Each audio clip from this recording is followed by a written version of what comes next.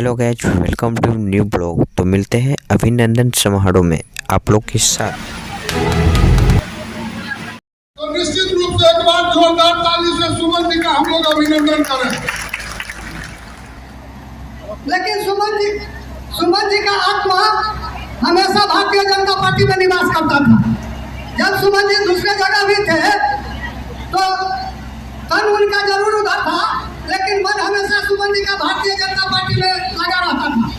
और मैं एक बात बहुत विश्वास और गंभीरता से कहता हूँ कि जो एक बार भारतीय जनता पार्टी में आ गए, भदोही विधानसभा के विधायक आदरणीय अनुशंकर प्रसाद जी से, अनुशंकर जी अपना उद्बोधन से हमने जैसा व्यस्त समाज और भाजपा के कार्यकर्ता उपस्थित छी, अहाँ अपना उद्बोधन से हमरा लाभान्वित करो, प्रोत्साहित करो। आदरणीय अनुशंकर प्रसाद जी।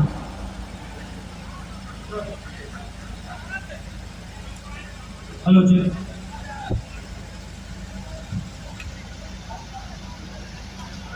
आज के इस अभिनंदन समारोह में जिनके अभिनंदन के लिए हम सब उपस्थित हैं, ऐसे आदरणीय श्री सुमन महासेठ जी, जो हमारे पूर्व विधान परिषद के सदस्य भी रहे हैं और भारतीय जनता पार्टी के नेता हैं। इस मंच पर इस अवसर पर उपस्थित बिहार सरकार के पूर्व मंत्री और भारतीय जनता पार्टी के वरिष्ठ नेता आदरणीय श्री विनोद नारायण झा जी, दरभंगा से 5 बार लगातार विधायक और भारतीय जनता पार्टी के नेता आदरणीय श्री संजय सरावगी जी।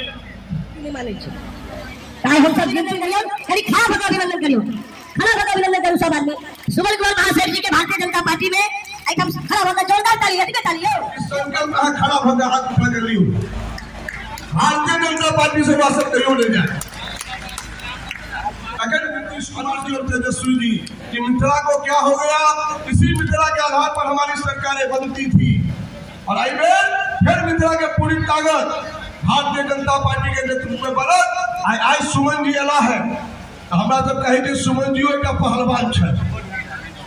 ई पहलवान जब अखाड़ा में आबि गेलै है तो कोनो चांस आबे छै, कोई वैकेंसी नहीं छै।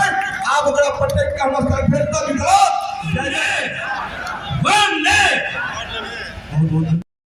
कार्यक्रम के पूर्व के जिला अध्यक्ष इंजीनियर ऋषिकेश रावल जी, इस मंच पर उपस्थित बेनीपट्टी विधानसभा के लोकप्रिय यशस्वी विधायक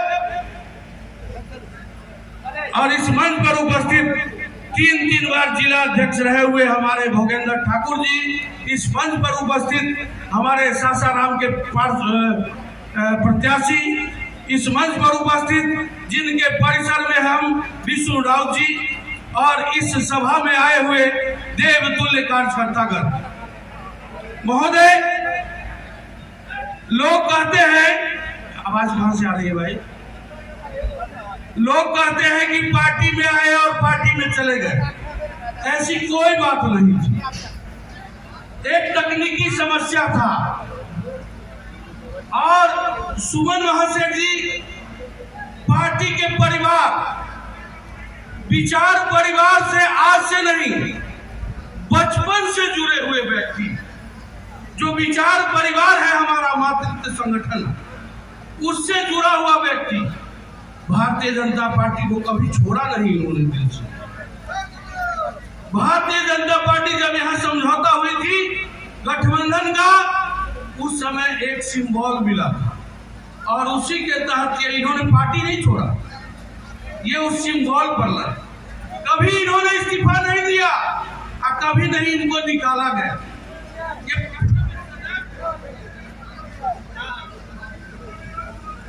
हेलो, ये पार्टी में सदैव है।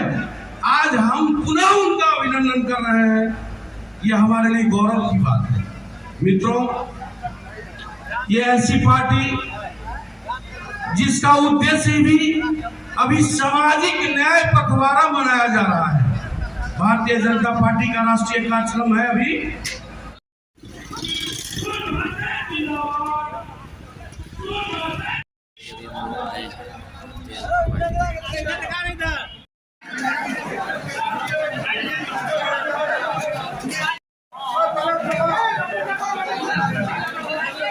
अभिनंदन समारोह यह होती है एक अपनी पहचान, बैनर लगा हुआ वैश्य समाज का, लेकिन सभी समाज के लोग यहाँ सुमन जी के अभिनंदन में पहुंचे हैं। यह एक सुमन महासेठ जी का कर्म और कर्तव्य है, इसके कारण सभी लोग पहुंचे। निश्चित रूप से सुमन जी का जो कर्तव्य और कर्म रहा है, चाहे वह भारतीय जनता पार्टी में रहा हो, चाहे भारतीय जनता पार्टी के इतर भी जो सामाजिक कार्यकर्ता हो, राजनीतिक कार्यकर्ता हो या कोई भी हो, सबको सुमन जी ने सहयोग किया अपनी तरफ से, और सहयोग देखना चाहता है वह इस देश के प्रधानमंत्री के रूप में नरेंद्र मोदी जी को देखना चाहता है। इसमें कहीं कोई जो शक्ति नहीं है। आने वाले समय में 2024 में चुनाव है, निश्चित रूप से सब लोग एकजुट होकर जिसको भी पार्टी अपना उम्मीदवार बनावे, वो हम सभी लोग नरेंद्र मोदी का उम्मीदवार समझकर उनको जो है नरेंद्र मोदी जी का हाथ मजबूत करने के लिए उनको जिता कर भेजे, यह हम सभी लोगों का संकल्प होना चाहिए। और 2025 में भी जो पूरे बिहार में हम लोग घूम रहे हैं, जो अभी महागठबंधन की सरकार बनी, लेकिन पूरे बिहार में जो माहौल है 2025 में भी यहाँ भारतीय जनता पार्टी कहीं कोई रोक नहीं सकता। सुमन जी के बारे में विनोद जी बता रहे थे और सभी वक्ता बता रहे थे, सुमन जी को जहां लगा दीजिए सुमन जी वहीं फिट हो जाते, और कहां फिट है इसके बारे में भी विनोद जी बता रहे थे। तो निश्चित रूप से सुमन जी पार्टी में आए हैं। सुमन जी की सक्रियता, सुमन जी की मजबूती पार्टी के एक नेता के ध्यान में है, और पार्टी को भी ध्यान में है कि इनको उचित स्थान निश्चित रूप से पार्टी देगी, और हम लोग भी इसके लिए प्रयास करेंगे। यह मैं आप लोग को बताना चाहता हूँ। इसलिए ज्यादा वक्त नहीं लेते हुए आप लोग 11 बजे से ही सारे